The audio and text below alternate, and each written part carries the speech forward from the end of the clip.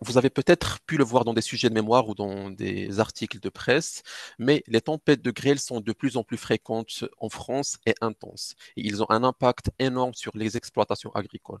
Par exemple, juste en 2022, ils ont causé presque d'1 million de sinistres, ce qui a entraîné des indemnisations de 3,9 milliards d'euros pour les assureurs.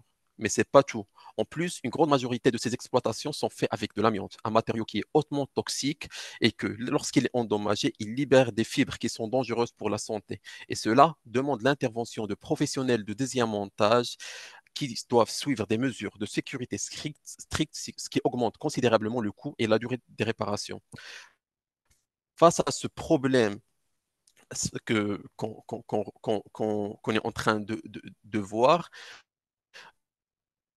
on a proposé une solution. Ce sinistre-là ont une opportunité de production de revenus. En effet, comment ça fonctionne concrètement? Après un sinistre de grêle, on fait appel à des professionnels de désiamontage. Eux, ils font les monter et dépolluer les zones sinistrées et finalement, ils sécurisent l'immeuble. Une fois les toitures réparées, on procède à l'installation de panneaux photovoltaïques sur les toitures, maximisant la production d'énergie grâce à une orientation optimale des panneaux, ce qui réduit considérablement l'empreinte carbone des exploitations agricoles. Et finalement, on procède à la revente de l'électricité à des producteurs d'énergie. Cette solution est gagnant-gagnant, car d'un point de vue assuré, ça lui permet d'optimiser la toiture, d'avoir une rentabilité économique et d'améliorer la valeur immobilière de son bien.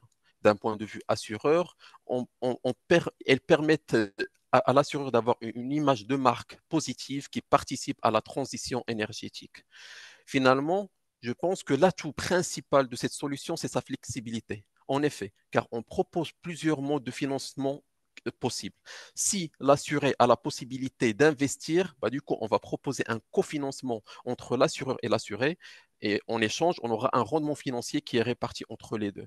Mais si l'assuré n'a pas cette possibilité, il n'a pas les moyens, bah, finalement, on propose la mise en location du toit de l'assuré, soit contre une réduction des primes, ou un loyer annuel.